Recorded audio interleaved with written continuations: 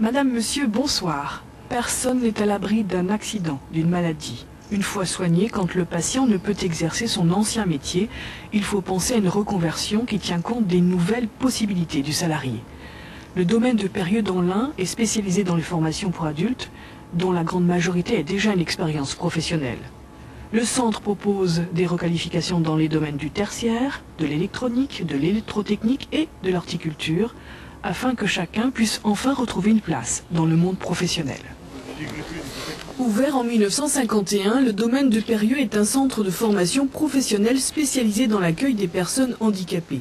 Plus d'une centaine de stagiaires se reconvertissent ici dans des domaines qu'ils ont choisis et obligatoirement adaptés à leur handicap. Je pensais en coupant par ici qu'on puisse faire profiter le bourgeon ici, non? Oui. Mais là, ici, tu as également quelque chose, ça a plus de chances de partir. Hein. Ils viennent tous d'horizons différents, avec des parcours souvent très éloignés, et se retrouvent pourtant ensemble afin d'apprendre un nouveau métier.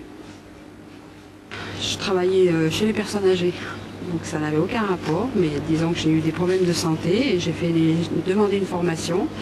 Et comme l'horticulture me plaisait, j'ai préféré prendre ça plutôt qu'un travail de bureau. Donc ça me permet, comme je suis assez manuelle, de travailler avec les plantes, avec les fleurs, la terre. Ouvrière de production florale ou agent de montage et d'installation en équipement électronique, les activités d'apprentissage sont variées et toutes validées par un certificat de formation professionnelle. Le gros souci qu'ils ont, c'est qu'effectivement, ils sortent de chez nous et ils ont besoin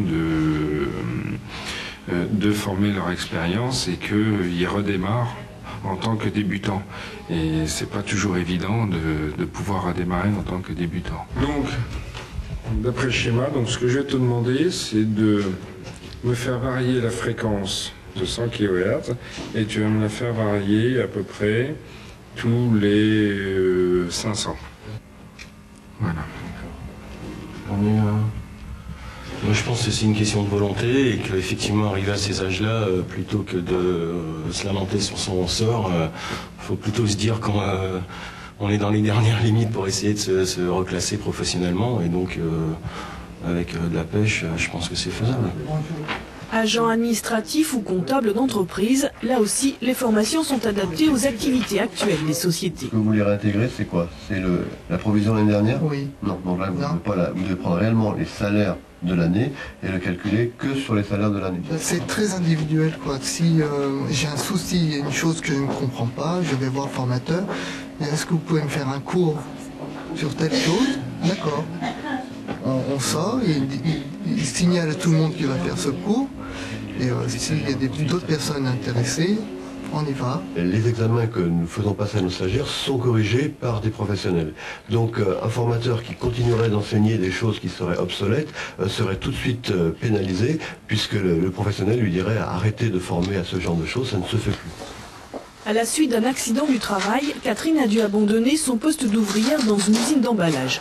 Elle est aujourd'hui salariée dans un cabinet comptable après avoir suivi à Périeux une formation financée par les organismes d'assurance maladie.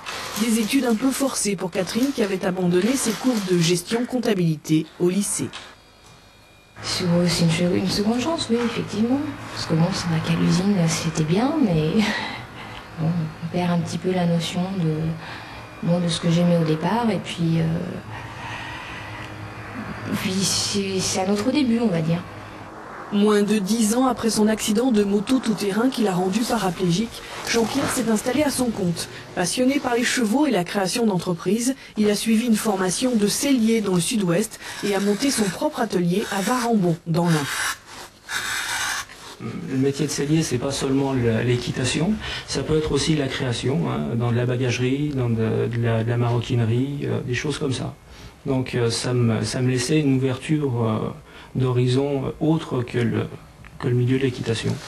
Côté pratique, Jean-Pierre a dû surélever le sol de son atelier pour être à la hauteur des machines achetées d'occasion, dont les commandes ont été adaptées.